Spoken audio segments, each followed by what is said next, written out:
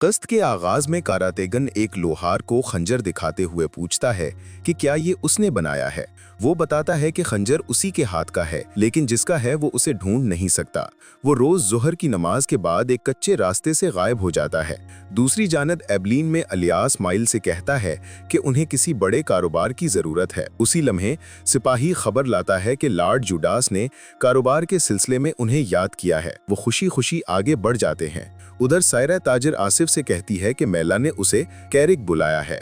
ताजिर आसिफ उसे खबरदार करता है कि मैला एक सरफिरी औरत है। सायरा कहती है कि वो कैरिक जरूर जाएगी और बताएगी कि अब की बार अयूबियों के खिलाफ खड़े होने पर वो उसे अपने सामने पाएगी।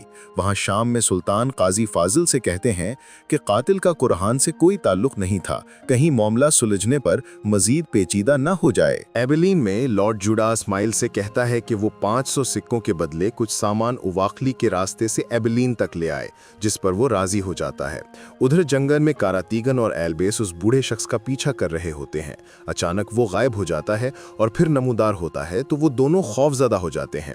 एक जगह वो दोनों दलदल में फंस जाते हैं तो बूढ़ा शख्स पीछे से आता है और कुरान के कत्ल का एतराफ़ करते हुए उन्हें दलदल से निकालता है और अपने पीछे आने का कहता है। कुद्स में सबीला गिलियम्स को बताती है कि लॉर्ड गाय महल से बाहर है। वहाँ एक जंगल में सायरा किरक की तरफ जा रही होती है कि लॉर्ड गाय उसका रास्ता रोकता है। दोनों तरफ की तलवारें बेनियाम होती हैं। शाम में कारातीगन सुल्तान के पास आता है। उसके गंदे जूते देखकर सुल्तान उससे पूछते हैं कि वो कहाँ से आया है। वो सारी रुदात सुनाता है। उसके बाद उस बुजुर्ग को बंधे हाथों के साथ अंदर लाया जाता है तो सुल्तान की आंखें खुली की खुली रह जाती हैं।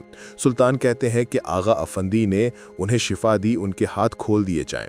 बुजुर्ग कहते हैं कि उन्हें इंसाफ के मुताबिक सजा दी जाए। ये सुनकर सुल्तान की आंखों में पानी उतर आता है। वापस उसी जंगल में सायरा के सभी सिपाहियों को गिराने के बाद लॉर्ड गाय सायरा से कहता है कि बोरो को बुलाए। वो नहीं मानती तो लॉर्ड गाय उसकी चादर उतारकर कमांडर को दे देता है।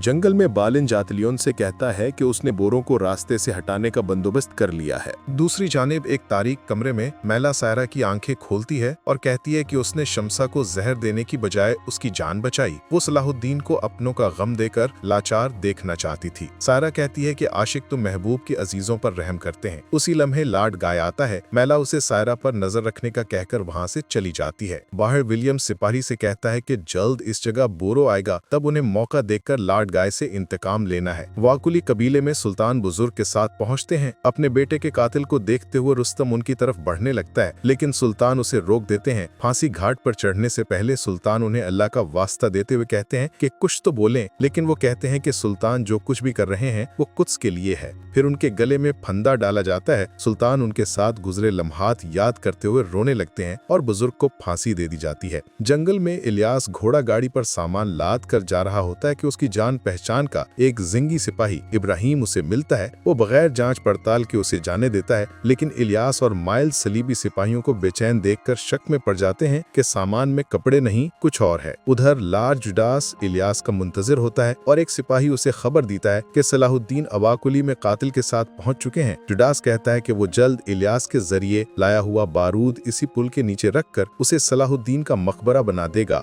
वहाँ जुडास के सिपाही इलियास को रास्ते में ही उतार कर उसे सोने की थैली थमाते हुए आगे बढ़ जाते हैं। दूसरी जानिब बोरो को लॉर्ड गाय की तरफ से एक थैला मिलता है। उसमें सायरा की चादर देखकर वो कसम खाता है कि अगर सायरा को छूने वाले हाथों को काट न डाला तो वो अय्यूब का बेटा नहीं। काराकोश और गोग बोरो उसे बहुत रोकने की कोशिश करते हैं कि सुल्तान के हुक्म के मुताबिक उन्हें इस रास्ते से नहीं हिलना चाहिए, लेकिन वो किसी की नहीं सुनता। अली भी उसके पीछे चल देता है। उधर घोड़ा गाड़ी जुडास तक पहुंचती है तो वो सिपाहियों को सारा बारूद फैलाने को कहता है, जबकि वहां उवाकली कबीले का सरदार रुस्तम सुल्तान से कहता है कि अब से उसका कबीला और पुल उनके मातहत हैं। कुछ देर बाद सुल्तान के पूछने पर खलील बताता है कि उन्होंने तदफीन का काम मुकम्मल कर लिया और वो बुजुर्ग के पास से मिली हुई 2 गुठलियां और एक खत देता है। खत में लिखा होता है कि कुरान सलीबियों का साथी होने के साथ साथ दर्जनों मुसलमानों का कातिल था और उसे मारने का एक मकसद सुल्तान के लिए पुल के जरिए इबलीन का रास्ता हमवार करना भी था। दूसरी जानिब सिराय में बुज़ूक एत्सिस को खबर देता है कि बालिन और जातलियोन को फौजी दस्ते के साथ पास से गुजरते देखा गया है। वो सब उन्हें रोकने का मंसूबा तरतीब देते हैं। उधर जंगल में जातलियोन बालिन से कहता है कि उसका मंसूबा नाकाम रहा। उसी लम्हे मार्कोस खबर लाता है कि बोरू अपने रास्ते से खुद ही हट गया है। बालन खबर सुनकर सिपाहियों को तैयार रहने का कहता है। एक मंजर में सिपाही लॉर्ड जूडास को खबर देता है कि सुल्तान सिपाहियों के साथ जल्द पुल से गुजरेंगे। जूडास के सिपाही जलते हुए तीर लेकर मुंतजिर होते हैं कि सुल्तान वहां पहुंचते हैं। जूडास खुश होते हुए सिपाहियों को हाथ से इशारा करता है, लेकिन तीर कमानों से निकलने से पहले ही सुल्तान के इशारे से उसके सारे सिपाही मारे जाते हैं और जिंगी सिपाही जूडास के पीछे भागते हैं। वहां इलियास पहुंचता है तो सुल्तान उसका शुक्रिया अदा करते हैं और वो लम्हा दिखाया जाता है जब इलियास और माइल्स ने जूडास के सिपाहियों को पुल के नीचे बारूद रखते देख लिया था और वो फौरन सुल्तान को खबर देने के लिए उवाकली कबीले पहुंचे थे। अपने पास मौजूद गुठलियों जैसी गुठलियां इलियास के पास देखकर सुल्तान को बुजुर्ग की बात याद आती है कि गुठलियों वाले शख्स का इंतजार करना। सुल्तान ऐलान करते हैं कि अब इबलीन के मुहासरे का वक्त है। वहां बूरो अली के साथ खत में लिखी हुई जगह पर पहुंचता है, लेकिन वहां कोई नहीं होता। अली उसे रोकता है कि आगे खतरा हो सकता है, मगर वो उस झुंपड़ी के पास पहुंचकर सायरा को पुकारते हुए ताला तोड़ने लगता है। वो उसकी आवाज सुनकर चिल्लाती है कि उसे यहाँ नहीं आना चाहिए था।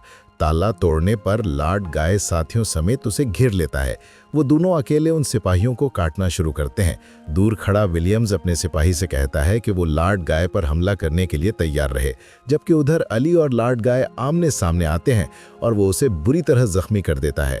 बूरो उसे गिरता देखकर गुस्से से लॉर्ड गाय पर हमला करता है।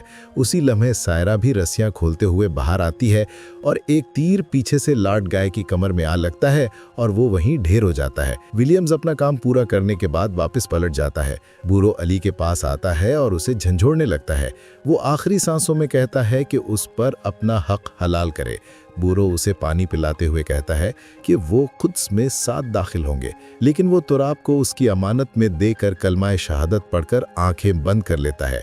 बूरो उसे गले से लगाए ज़ारो कतार रोने लगता है, जबकि गोग बूरो सुल्तान और बूरो की तरफ से कोई खबर ना पाकर बूरो के पास जाने लगता है।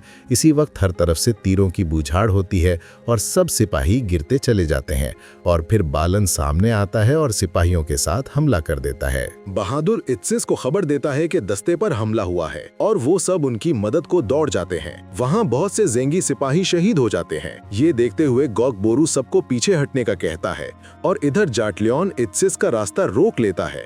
जोरदार लड़ाई शुरू होती है। लड़ते लड़ते जाटलियन और इत्सिस आमने सामने आते हैं। वो वैशी इत्सिस पर वार करने लगता है तो इदरीस उसका वार जाया कर देता है और मौका देखते ही वो अपनी तलवार इदरीस के आर पार गुजार देता है। वो सब अपने भाई को पुकार उठते हैं। जाटलियन उसका गला काट देता है, लेकिन वो जमीन पर गिरते हुए भी कलमाए शहादत कह रहा होता है। इत्सिस इदरीस की तरफ बढ़ने लगता है, लेकिन बहादुर और बुजुर्ग उसको पकड़कर पीछे हट जाते हैं। अगले मंजर में सुल्तान बोरू की मुकर्रर करदा जगह पर पहुंचते हैं तो वहां लाशों का अंबार लगा होता है। उसी लम्हे बालन आता है और कहता है कि अगर उन्होंने अपनी जिद ना छोड़ी तो एक एक करके अपने लोगों को मरते देखेंगे। जाटलियन सुल्तान की तरफ एक थैली फेंकता है जिसमें इदरीस का कटा हुआ सर देखकर सुल्तान गुस्से से बालन को घूरते रह जाते हैं। क्या आपको लगता है कि अली और इदरीस बोरू की वजह से जान से गए? कमेंट्स में बताएं और हलाल रिकैप्स को लाइक और सब्सक्राइब करना मत भूलें।